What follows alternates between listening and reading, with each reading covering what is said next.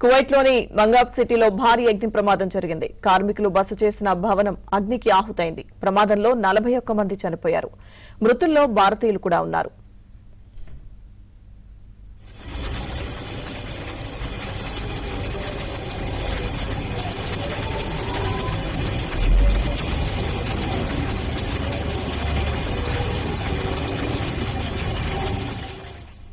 స్థానిక కాలమానం ప్రకారం ఉదయం 6 గంటలకు అగ్ని ప్రమాదం సంభవించింది. కార్మికులు తేరుకునేలోపే మంటలు, పొగ వారిని చుట్టుముట్టాయి.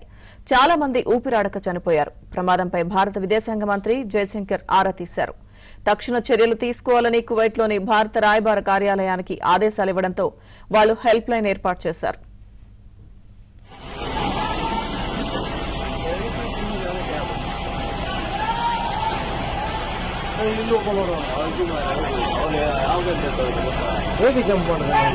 नहीं सांस लेने को नहीं हो रहा है इसलिए बाहर लटका है सांस ले रहा है। ఒకే చోట ఎక్కువ మంది కార్మికులను బస చేయించడం కువైట్లో రివాజ్గా మారింది. ఒక కంపెనీలో పనిచేసే వారిని ఒక చోట ఉంచడంతో వారు అసౌకర్యానికి లోనవుతున్నారు. ఇలాంటి చర్యలపై భారత ప్రభుత్వం హెచ్చరించినా ఉపాధి కోసం వెళ్లే కార్మికులు పట్టించుకోవడం లేదు. మంటలు అదుపులోకి వచ్చాయని, క్షతగాత్రులను ఆసుపత్రిలో చేర్పించామని కువైట్ అధికారులు చెబుతున్నారు. ప్రమాదానికి గల కారణాలు తెలుసుకునే పనిలో ఉన్నారు.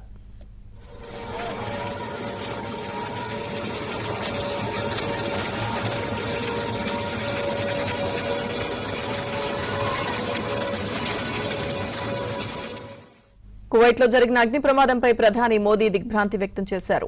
అపార్ట్మెంట్లో ఉన్న 41 మంది భారతీయులు అగ్నికి ఆహుతయ్యారు. ప్రమాదంలో చనిపోయిన వారి కుటుంబ సభ్యులకు ప్రగాఢ సానుభూతి తెలిపారు ప్రధాని మోదీ.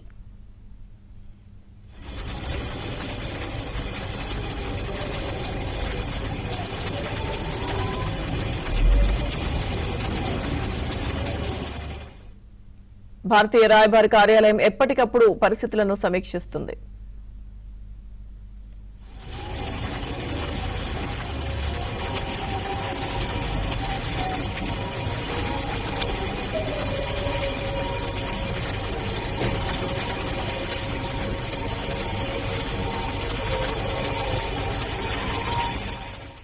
కువైట్లో భారీ అగ్ని ప్రమాదానికి సంబంధించిన పూర్తి సమాచారం మా ఢిల్లీ ప్రతినిధి సతీష్ లైవ్ లో అందిస్తారు.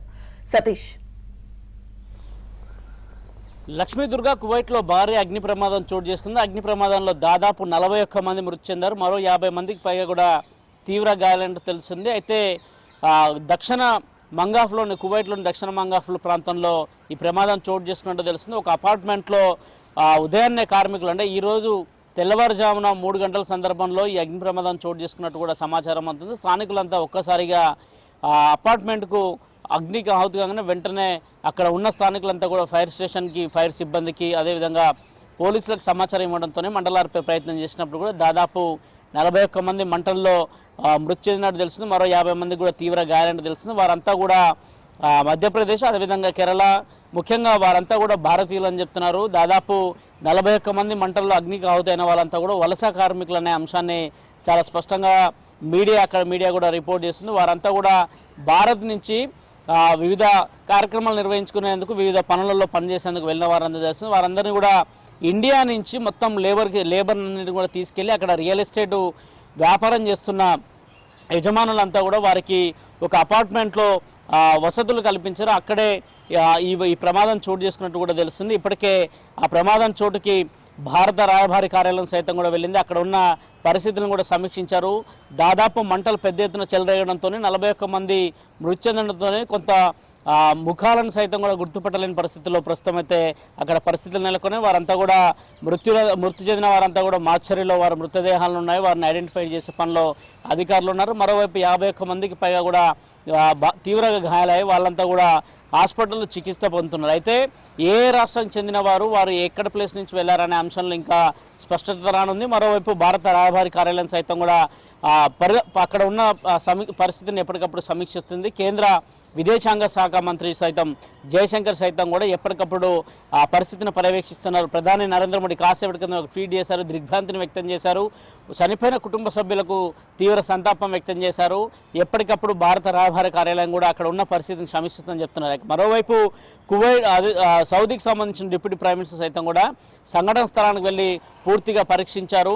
రియల్ ఎస్టేట్కి సంబంధించిన వ్యాపారుల యొక్క తప్పిదం అనేది స్పష్టంగా కనిపిస్తుందనే అంశాన్ని కూడా ఆయన అక్కడ మీడియాతో పంచుకున్నట్టు కూడా మీడియా రిపోర్ట్లో పేర్కొన్నారు. ప్రధానంగా ఎక్కడైతే వలస కార్మికులు ముఖ్యంగా భవన నిర్మాణ కార్మికులు పెద్ద ఎత్తున ఉంటారో ఆ ప్రాంతాల్లోనే అత్యధికంగా ఇండియన్కి సంబంధించి కొంతమంది ఇండియా నుంచి వెళ్ళిన వారు రియల్ ఎస్టేట్ చేస్తుంటారు. వారంతా కూడా ఈ కార్మికులను అక్కడికి తీసుకెళ్లారు. వారంతా పనులు ముగించుకొని రాత్రి ఇంటికి వచ్చిన సందర్భంలో తెల్లవారుజామున 3:30 సమయంలో ఇలాంటి ఘటన చోటు చేసుకుందనేది కూడా వార్తలు వస్తున్న నేపథ్యం కాబట్టి అయితే భారతీయులు ముఖ్యంగా ఇండియాలో ఏ ప్రాంతాల నుంచి వెళ్ళారు, అసలు ఏ కంపెనీ వాళ్ళు వారిని తీసుకెళ్లారు, ఎంతమంది ఇండియన్స్ ఉన్నారు, వారు ఏ ప్రాంతాలకు చెందినవారు అనే కోణంలో కూడా ఇప్పటికే ఒక నివేదికను కూడా తయారు చేస్తున్నారు. అయితే భారత రహదారి కార్యాలయంలో మాత్రం ప్రమాదం జరిగిన చోటు నుంచి అక్కడికి వెంటనే చేరుకున్నారు. అక్కడ పరిస్థితిని పరిశీలిస్తున్నారు. మరోవైపు అక్కడ ఉన్న ఇండియన్స్తో కూడా మాట్లాడడం జరుగుతుంది. వారంతా కూడా ఏ ప్రాంతాల నుంచి వచ్చారో, ఎన్ని రోజుల నుంచి పాటు ఆ అపార్ట్మెంట్లో ఉంటున్నారు అనే కోణంలో కూడా ఇప్పటికే